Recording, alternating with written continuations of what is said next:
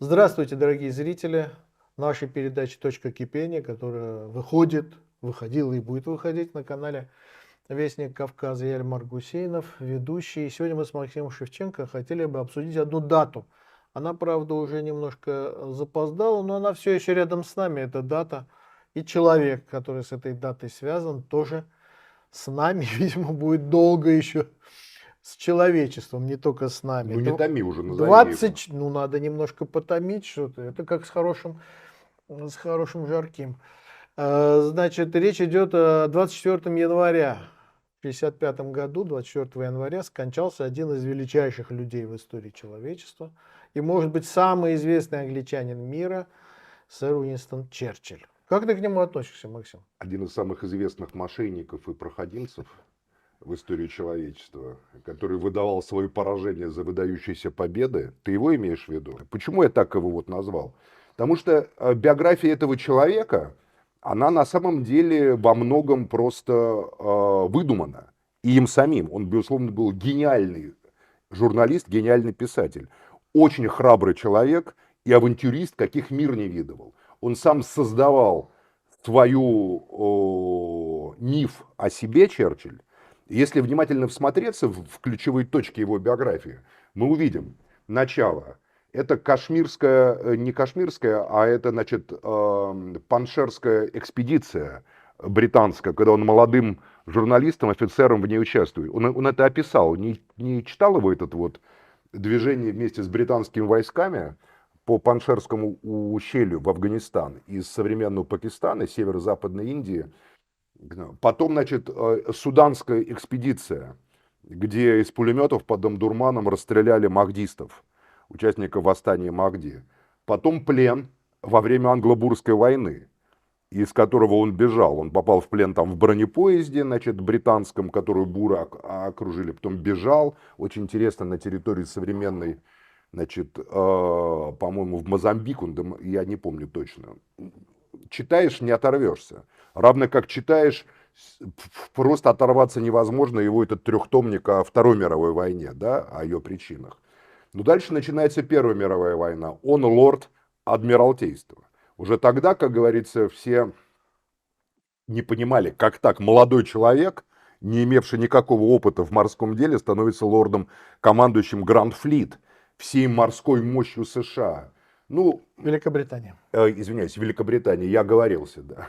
Ну, просто мало кто понимал, что, значит, если его мать это герцогиня Мальборо, да, значит, что он часть британской аристократии, он представитель не просто каких-то там снизу поднявшихся люмпинских Его не таких мать, его слоев. отец был герцогом Мальборо, мать его была американкой из богатой семьи. Отец герцог Мальборо, да, а мать, точно, мать американка, поэтому он всегда ратовал за это трансатлантическое сотрудничество и являлся в какой-то мере даже антитезой этому королю, который был нацистом, который женился на американке и которого Он всегда был антитезой под этой британским предлогом... королям. Нет, это не так. Это не так. Короче, и дальше начинается вот Первая мировая война, британский флот. Вообще ничего не показал. Более того, понес огромные потери. Не сумел решить вопрос с проходом немецких судов через Ла-Манш, которые прошли демонстративно сначала.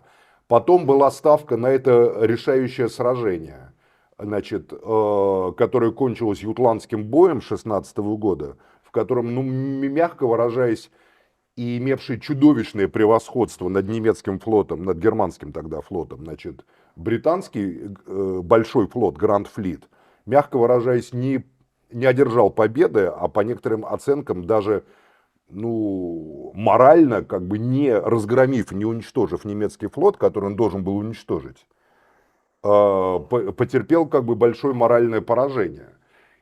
И одна из главных его аспектов это Галиполи. Это галиполийская, это десант, безумная попытка прорваться, недооценка турок, недооценка Кемаля Паши, недооценка немецких офицеров, которые помогали турецкой армии, значит, там быть, несогласованность с французскими войсками, использование австралийской пьехоты в галиполийских И полях. новозеландской. Есть великолепный фильм с молодым Мелом Гибсоном на эту тему, потрясающий фильм. Значит, и за что, кстати, в Австралии Черчилля просто ненавидят.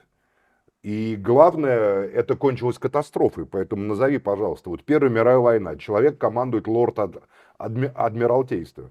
В чем его заслуги? Немецкий флот в итоге капитулировал в Киле, не был уничтожен, капитулировал в Киле благодаря революции немецких матросов, которая там и началась в этом самом Киле. И по большому счету он не сумел справиться с немецкими подводными лодками, которые тогда, значит, Рёдер молодой как бы пустил, это первые атаки таких этих, еще, значит, еще не тактика волчьих стай, которая была во Вторую мировую войну. Потом Черчилль становится, это я сейчас иду по его так называемой великой биографии, то есть первая на самом деле дикая неудача, но благодаря своим связям, хорошо подвешенному языку, он выпутывается из расследования о том, что ни одной победы он не одержал серьезной в Первую мировую войну, командуя флотом. Но мы говорим, какой великий, он командовал флотом. А это просто как бы одна сплошная неудача. Потому что все события происходили на суше, англичане гибли там. Черчилль, кстати, дико ратовал за эту войну. И еще вот этот вот само вступление Англии в войну, в Первую мировую, да, что сделало ее необратимой на самом деле, там он тоже играл большую роль. Он как бы рвался в бой. Он был вот из тех, как это описывает Макс Хейстингс, по крайней мере, английский журналист, в своей прекрасной истории Первой мировой войны, из тех, кто прямо вот туда вот ратовал, когда там были сомнения, вступать, не вступать, может договориться, зачем это, вся эта бойня, там нейтралитет Бельгии, да, но можно здесь вот так вот. Нет, англичане должны участвовать, это кончилось потом и для канадцев, и для канадцев мы еще вернемся во Вторую мировую войну. Да. Там напрямую связано с Черчиллем, ты уже понял, о чем речь. Да. Значит, дальше вот заканчивается Первая мировая война. Ни одной личной победы лорд Адмиралтейство предъявить не может. Прямо скажем. Но пиар такой, что чуть ли не он, понимаешь ли, внес решающий вклад в разгром кайзеровской Германии и, значит, в то, что потом вот это все случилось. Хотя это, прямо скажем, совсем не так. Дальше. Он становится министром внутренних дел, да, контролирует там что-то. И мы даже знаем фильм «Острые козырьки», где он там якобы с бандитами разбирается, так все держит под контролем. Да тоже, собственно говоря, и играет, вот в чем он играет ключевую роль, это, по-моему, 25-й, что ли, год, когда всеобщая стачка, несколько дневная. Знаменитый, да. Да, он консолидирует аристократию британскую, которая как бы такой локаут объявляет, и они умудряются отбить это опасное наступление большевиков, которое не было таким уж и опасным, прямо скажем. Да, кстати, про большевиков. Черчилль прикладывает огромные усилия, чтобы не допустить победы большевизма и становления Советской России. Вопрос, у него это получилось? Нет. Еще в графу неудачи пишем еще один большую галочку. Ну, много у кого не получилось. Не Да, только Черчилль. Есть, конечно, версия конспирологическая, что на самом деле он и не хотел, чтобы это не получилось. Что на самом деле он, выполняя роль англо-американского агента в британской политике, по праву рождения, как ты правильно напомнил, на самом деле хотел, чтобы советская власть выстояла. А не хотела, чтобы она выстояла Франция прежде всего. Потому что у Франции были там свои интересы. В частности, хитрые англичане продали в 16 году им Донбасс французам. И французы высаживались в Одессе, чтобы вернуть свой Донбасс. Но встретились с григорьевцами и махновцами, как известно. И с махновцами даже они не дошли до махновцев. Не сумели объяснить. Григорьевцев не прошли как бы насквозь, понимаешь? И позорно как бы бежали, как это описано в фильме «Интервенция». А на самом деле Сидней Рейли, вот это вот одесский еврей, который мы знаем как Сидней Рейли, да, который вот агент был знаменитый, да. Ты знаешь, я по поводу Сиднея Рейли настолько вообще фигура, которая, может быть, даже и не существовала, я бы не стал сейчас Вот. обсуждать его. Но это все имеет отношение. Короче, кто самый большой враг Советской России? Черчилль. Вопрос конкретный, если абстрагироваться от всей этой шумихи, от всего этого вот пропаганды. Черчилль справился со своей задачей уничтожения Советской России? Никто Нет. не справился. Нет, не справился. Были Дальше. люди посерьезнее, не справились. Дальше идет Германия. Значит, Версальский договор, там, значит, все, Германия, вся в долгах, как в шелках, там, немецкий народ погружается в разврат, Берлин, Вавилон. Фильм, кто не смотрел, посмотрите там. Значит, все как бы полная деградация, и тут появляется национал-социализм. который поддерживает часть британской аристократии, без которого он просто никогда бы не поднялся кверху. Без поддержки не из Лондона, а от Британии. И тут опять есть конспирологический момент. Черчилль как к этому относился? Черчилль после войны выстроил такую версию, что он всегда был принципиальным антифашистом таким. Но это вранье. Это не так совершенно. На самом деле, позиция его в 20-30-е годы была предельно прагматическая. Там, где что соответствует интересам Британии, то, как говорится, мы поддерживаем. Что не соответствует, то не поддерживаем. Ослабление Франции соответствовало интересам Британии. Подъем Гитлера ослаблял Францию. Подъем Гитлера ослаблял Советский Союз, безусловно, понимаешь, и ставил препятствия. Поэтому Черчилль, я не думаю, что... Черчилль, конечно, тогда был не во власти в 1936 году, когда британская... И вообще в 20-е, 30-е годы... Не, в 20-е он был министром внутренних дел. Почему? Это было до того, как мы можем говорить о подъеме И, нацизма. кстати, да, он неудачно был министром внутренних дел, потому что с организованной преступностью, как мы знаем, даже по острым козырькам, он не справился, он с ней договорился. Более того, стал ее крышевать, судя по острым козырькам. Ирландские банды... Мы с тобой говорим о сериале. Ирландские, сериале. Неважно. История рассказана Англичане все равно, как говорится...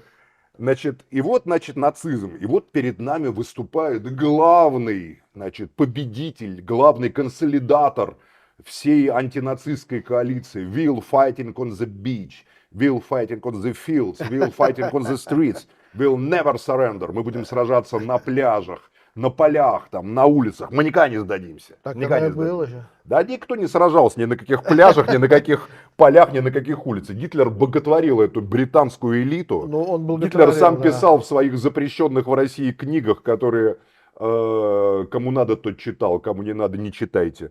Значит, что на самом деле он считал, что это высшее воплощение германского белого духа. Но она с ним не пожелала иметь дело. Очень даже пожелала в лице короля.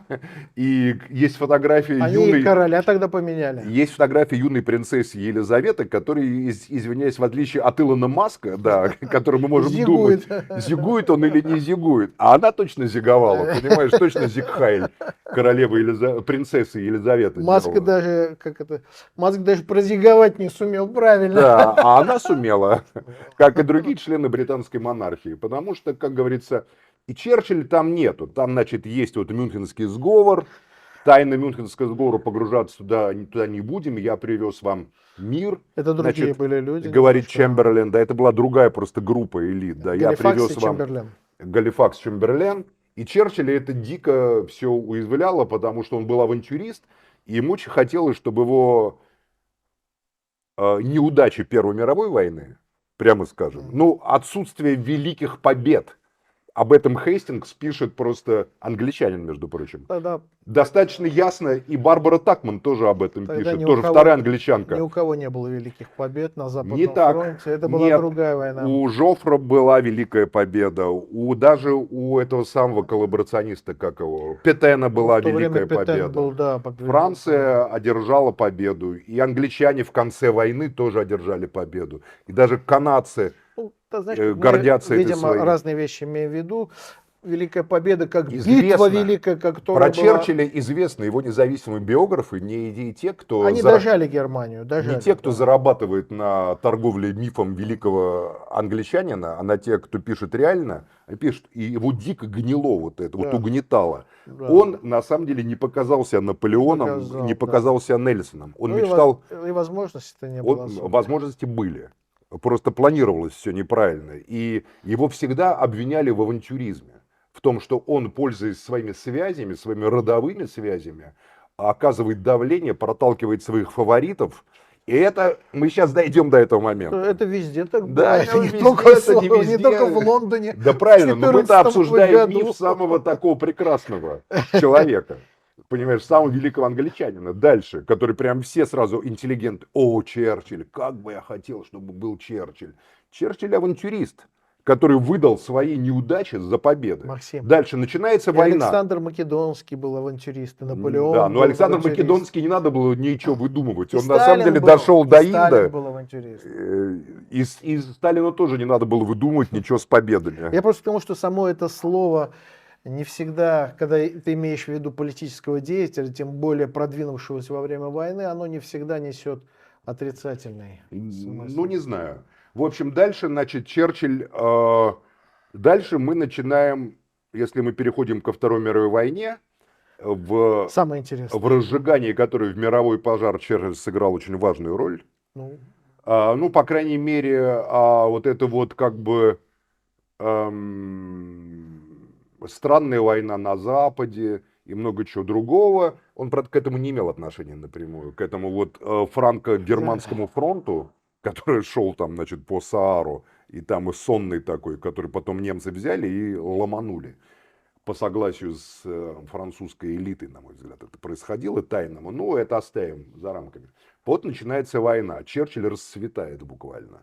У него есть шанс стать величайшим там лордом Веллингтоном и Нельсоном. Он грезил этими, значит, двумя персонажами. Веллингтон, напомню, это тот, кто добил Наполеона сначала в Испании, а потом под Ватерлоу. И на самом деле Веллингтон с Наполеоном очень жестко и побеждал его постоянно практически. И нанес ему финальный удар. один раз победил, да, под Нет, Ватерлоо. в Испании тоже. Он В руководил Испании, британским да, корпусом. но Наполеон не воевал лично в Испании. Ну, французская армия воевала. Да. И Нельсон, который, естественно, уничтожил у Трафальгара всю французскую надежду на какую-то там конкуренцию на Мало морях. того, объединенный испано-французский Да. флот. Нельсон. Он очень хотел. Дальше начинается цепь, прямо скажем, неудач, которые сначала в Африке его ставленник, ну, сначала, во-первых, не Африка, а Греция и позорная критская капитуляция британской армии, когда превосходящий по численности британский корпус капитулирует перед немецкими десантниками, которые сначала вообще прыгают на этот аэродром на Крите практически без оружия. Блестящая операция. Ну, Ничего она- не хочу, я не сторонник Она вообще не нацистской блестящая. Германии. Она всё. блестящая только потому, что там блестела британская глупость и некомпетентность. Ну, все-таки. У Ивлена Во есть прекрасный роман «Офицеры и джентльмены», где он описывает Да. детально эту критскую, когда там немцам даже выкидывали оружие, они же прыгали без оружия. Они прыгали без десантники. оружия, да. У них эти контейнеры, они еще до них добежать должны были там полкилометра или километра где-то в сторону. И они все равно умудряются каким-то образом Я, знаешь, я тебя прерву на взять секунду. в плен. там- Извиняюсь перед зрителями, которые не любят, когда я прерываю Максима. Мне довелось быть на Крите, на кладбище этих погибших немецких десантников. Уже после войны немецкие власти выкупили всю территорию, устроили кладбище мемориальное, они все там лежат, и возраст 19-20 лет. 19-20 лет. Греки пытались ликвидировать это кладбище, и тогда германское правительство, уже современное ФРГ, оно выкупило еще и территории вокруг этого кладбища, чтобы никто близко не приблизился. И их действительно там много погибло. Из 10 тысяч десантов первые 3-4 дня погибло 5 тысяч человек. Ну, по крайней мере, после Критской операции Гитлер вообще отказался от массовых десантных операций. Да. Предпочтем только вот локальные такие диверсионные десанты. А вот Да. эти вот высаживать целую армию, Да. потери были таковы, и потери были элитных подразделений. Да. Хотя десант во французской войне сыграл там ключевую роль, Да. потому что десантники эти форты в Бельгии Да. блокировали. Там и много чего другого. Но потери были огромные. Да. Но не будем туда. Нет. Короче, вот вам бегство в Александрию, отступление в Африке, сначала разгром итальянцев. Есть тоже вариант, что по договоренности. Потому что Черчилль очень любил Муссолини и пишет о нем в своих мемуарах, что Муссолини вообще был потрясающий человек, Муссолини. Если бы не вот его вступление в войну, к нему вообще никаких претензий бы не было к Муссолини. Тем более там была королевская как бы династия в Италии, значит, Савойская. С ними вообще все было хорошо, там всякие Боргезе. Несмотря на то, что Боргезе топил потом корабли французские, кстати, в основном. Но против британцев они действовали тоже на Средиземном море. Да, тоже действовали. Это вот подводники. Даже вот эти. фильм по этому поводу Да. есть, вот, можно посмотреть. Ну, в общем, это были подводные пловцы. Боргезе, это интересный. Флот итальянский ничем не отличился, но вот эта группа подводных Потом, пловцов, значит, террористов. Александр, вот этот первый, который командовал сначала африканской группировкой, это ставленник Черчилля был. Это его любимчик был просто. И он, как говорится, ничего там не показал из себя. Ну, это на самом деле тут у многих это бывает. Но потом мы Особенно в приходим к Северной так Африке. называемой операции в Диепе, когда любимчик Черчилля, вот этот лорд, как его, обманывая разведку, как его звали? Маунтбеттен. Маунтбеттен, да. Обманывая разведку, пользуясь личными связями с Черчиллем, что Черчилль почему ли? Потому что Маунтбеттен аристократ, голубая кровь. Мало того, что он аристократ, он немецкий аристократ, его настоящая фамилия Баттенберг. Я даже не знал, да? Да. Но Маунтбеттен они но перевели, он, короче, чтобы потом обманул не смущать разведку никого. и послал канадскую дивизию просто на смерть. Да. За 15 минут погибло почти 40% десантников, остальные попали в плен, небольшие остатки отошли. Целиком и полностью вина была на Черчилле за это, за все, и на Маунтбеттене, потому что он его покрывал. И потом все последующие истории, если бы не англичане, единственное фактически, чем Черчилль остался вот так в истории войны, это тем, что он вместе с адмиралом авиации Харрисом, генералом Харрисом, сумел Германию вызвать на вот эти вот ответные авиаудары, на которые Германия купилась. Он фактически выманил ее. Потому что началось все, как известно, со случайной бомбардировки Лондона. Немцы думали, что бомбят доки, а попали по центру Лондона. И до сих пор никто не знает точно, потому что немецкое офицерство высшее было инфильтровано англофилами просто. Они воевали с Англией, обожая Англию. Что не скажешь про англичан? Я не знаю, англичанина не слышал, который бы обожал бы немцев. Боши, макаронники, боши, сосискоеды, как они только не называли несчастных немцев. А немцы наоборот, да, англичане, англичане, это... Французов там всегда лягушатники. Но речь идет об элите такой аристократической. Элита, летчики, это как раз элита, понимаешь? И те, кто командовал авиацией, это элита.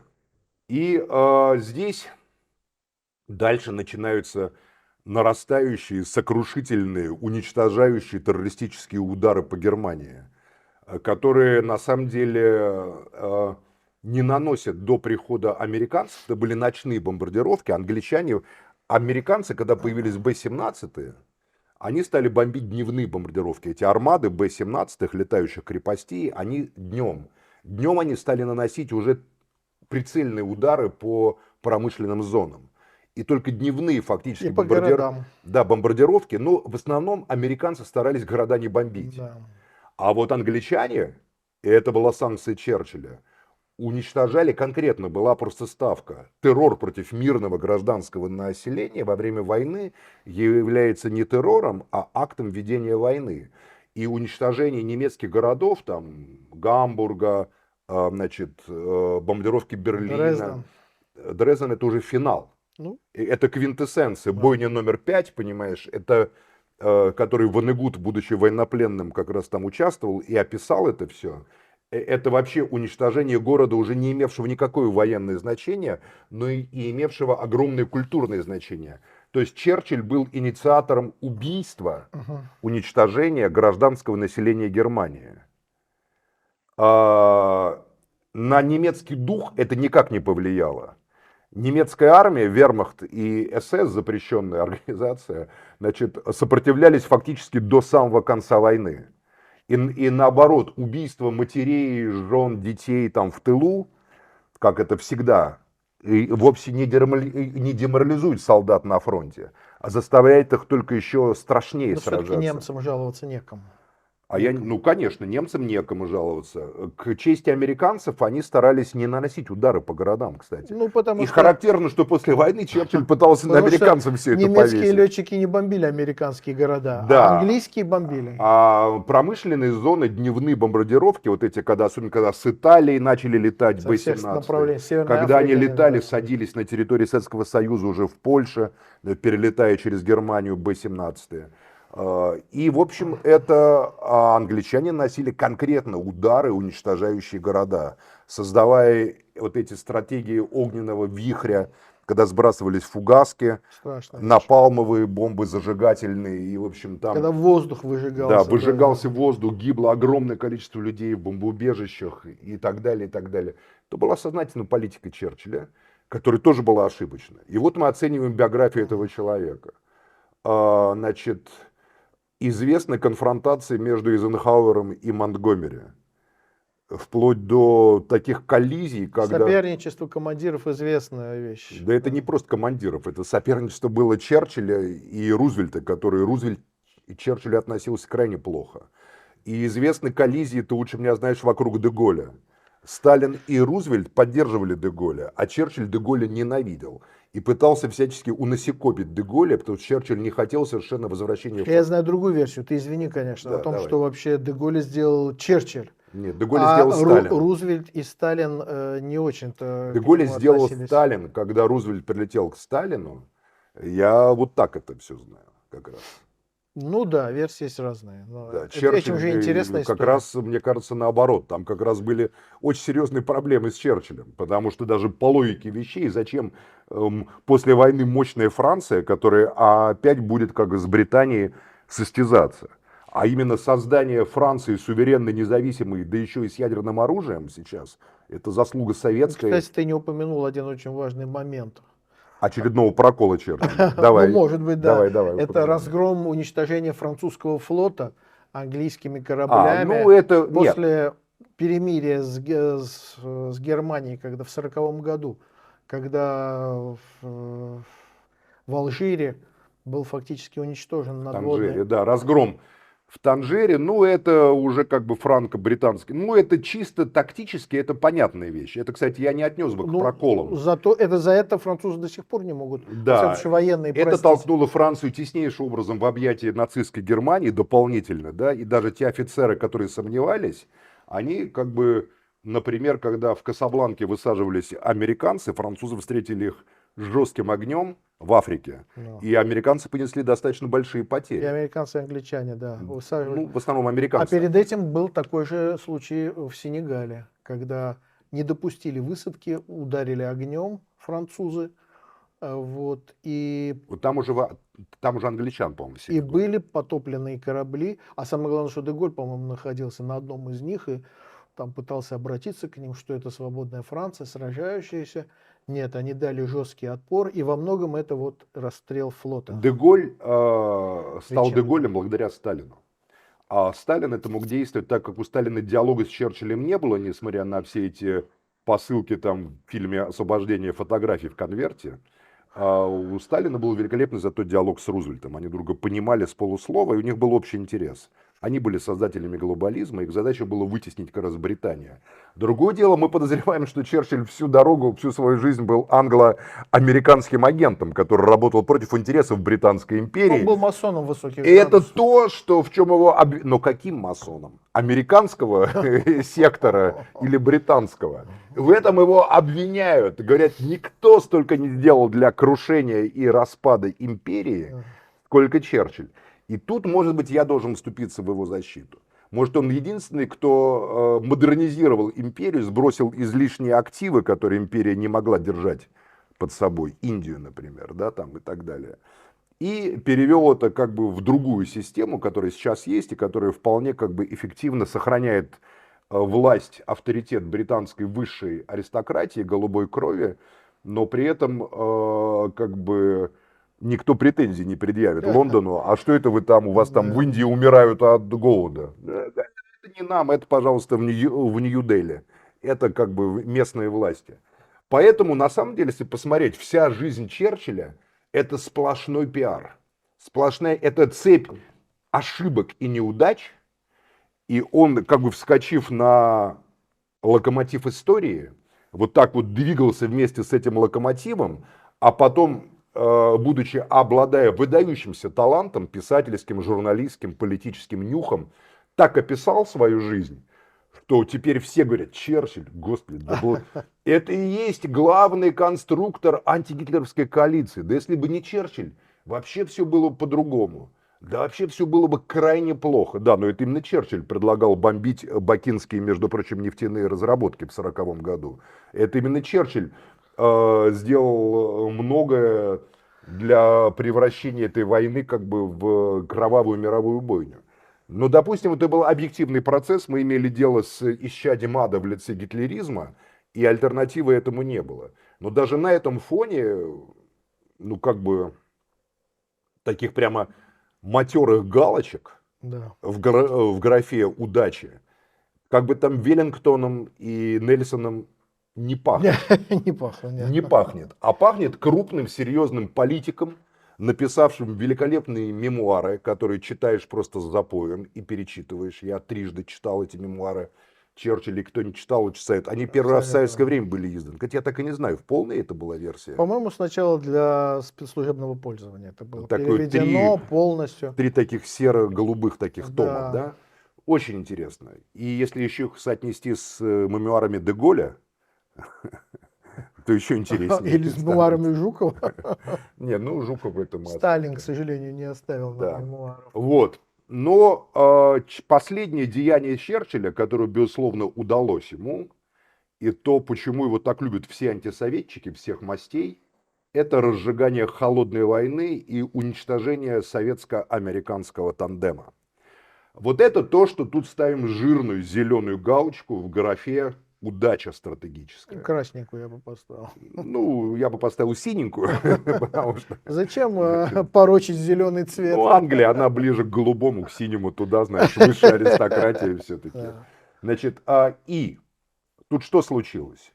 Дело в том, что в ходе войны сложилось уникальное глобалистское, собственно, глобализм – это советско-американское партнерство, которое сложилось в личных отношениях Сталина и Рузвельта.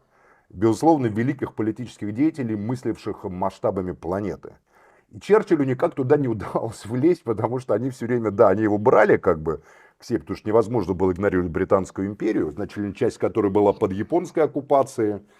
Тут, значит, она была, фактически, что оставалось во время войны у англичан? Оставалась Канада, Индия, Австралия, Ну, Новая что Зеландия, Африка. Ну, они потеряли Юго-Восточную Азию, Малайзию Да. потеряли. Малайзию потеряли, Бирму. Вот. Ну, в общем, они как бы Черчилля терпели, потому что его нельзя было игнорировать, потому что нельзя было игнорировать короля. Нельзя было игнорировать вообще британскую монархию. Ну, в общем, глобализм – это советско-американский, сталинско-рузвельтовский вот этот диалог. Коммунисты, сталинисты и демократы. Рузвельт был демократом убежденным. Весной 1945 года Рузвельт умирает. В бункере Гитлера по этому поводу открывают шампанское. Гитлер, обезумевший уже совершенно, верит, что сейчас вот, мол, все разрушится, коалиция. И Мы это знаем по советским и фильмам. сейчас ему несколько. прибежит Черчилль, Трумэн, он верил в Трумэна, он же сдался, вел переговоры, и протянет руку и скажет: Адольф, давай скорее воюем против Жукова там и Конева, да? Не исключаю, что в Америке были такие серьезные лобби, потому что в Америке же были перед войной съезды нацистской партии под свастикой. Это было перед войной. Сотни тысяч человек были на этих стадионах, огромные. Это не маргинальные группы были. Известны эти видео, фотографии, найдите в интернете, сами все увидите. И потом немцы. Гитлер еще почему? Потому что 40 с лишним процентов американцев это немцы. Ну, не 40, но там огромная 40, больше 40. Это самая большая иностранная группа в Америке. Большая. Да, даже вот сейчас Трамп, он из немцев. В гражданскую войну они выиграли. Эйзенхауэр был Север с из немцев. Немецкие полки. Да, Эйзенхауэр немец, например, был тоже. Ну, по происхождению. Да. Там уже было разъедено все. В общем, он умирает. До сих пор неизвестно, своей ли смертью он умер или ему помогли Рузвельт? умереть. Да. Очень больной человек. Скорее всего. Очень больные люди часто долго живут. У тебя Хокинс жил и жил там себе, исследуя черные дыры. А что понимаешь? ты, Хокинс своей все-таки смертью? Ну, совсем больной человек. Или ты Рузвельт, подозреваешь, когда что умирает с Хокинсом президент, который ведет всегда- войну в разгаре, всегда возникают возникают вопросы да. возникают. Дальше, значит, приходит Трумэн, который ни сном, ни духом не хотел никогда быть президентом и не планировал это, не готовился в этом, и который между ним и Рузвельтом была вот такая разница, как между, не знаю, там Буратино, который беседует с котом Базилио о том, как закопать ему меди золотые. Есть понимаешь? американский анекдот о том, что Трумэн показал, что президентом можно стать как угодно. Да, и А Алексеем Джонсон, что Толстым, президентом который может быть написал. кто угодно. И Алексеем Толстым, который написал, собственно, Буратино. Он потому Рузвельт его Трумэна и приспособил к себе. Он становится президентом. Трумэн находится под невероятным... Он человек достаточно простой, во-первых, очень верующий протестант. Трумэн был, конечно, гораздо более как бы изощренный в своем сознании. Трумэн, безусловно, ходил в церковь, как все, ну, ездил на колясочке, как все американцы. До болезни ходил, до полиомиелита, естественно. Ну, в общем, он руководствовался не фанатическими взглядами, а совсем другими. А Трумэн, говорят, на него это имело огромное значение. Плюс тогда, не будем касаться как бы роли Голда Меир и сионистских кругов послевоенных, оставим это. Оставим просто это вот евангелических, значит, проповедников, которые на Трумэна имели огромное значение. И тут Черчилль вылезает. Возникает история коллизии с канадским досье. По-моему, весной 1945 года из Оттавы, сегодня США, Канада, бежит, значит, переводчик, шифровальщик советского посольства, который удивительным образом с собой приносит целые, как бы, папки. Вот сталинская система ужасающая, да, как все под контролем. Шифровальщик. Какая-то украинская с фамилия. чемоданом, да, с чемоданами. А в этих чемоданах что? А в этих чемоданах списки голливудских звезд, журналистов, ученых, профессоров, которые хоть раз в жизни были на съезде коммунистической партии, хоть раз в жизни голосовали за левых, которые ходили на митинг в поддержку республиканской Испании, то есть левых. И это дает Трумэну возможность, значит, как говорится, сказать: да вы что, ребята, Сталин, ты хочешь у нас устроить революцию? И тут Черчилль выступает знаменитой фултонской речью. Вот это его удача, безусловная. Он сумел развалить советско-американский диалог, на который так верил товарищ Сталин. Это тоже была ошибка товарища Сталина, так верить. И превратить это в холодную войну, квинтэссенцией которой была Корейская война, безусловно. И вот эта гонка ядерного вооружения. Американцы, планы бомбардировки СССР, не исключаю, что Черчилль еще подсказывал: вот сюда бомбите, сюда. Он же большой специалист был. Лично, да, там на карте. Большой специалист по уничтожению городов и гражданского населения был Черчилль. Крупный специалист. Это то, в чем он был профессионал. Сталин тоже умел. Ну, не знаю, какие там советские армады авиационные, налеты на Хельсинки, но это были такие демонстративные бомбардировки. Конечно, трагические, безусловно. Ты знаешь, что я хотел? Вот, поэтому, собственно говоря, вот в фултонской речи холодная война — это единственный успех Черчилля. И если ты проанализируешь, то именно за это его и любят те, кто в итоге радовался распаду Советского Союза, исчезновению большой державы, советского проекта. Именно Черчилль, как отец похоронной процессии Советского Союза, а это и была его главная, единственная удача, безусловная.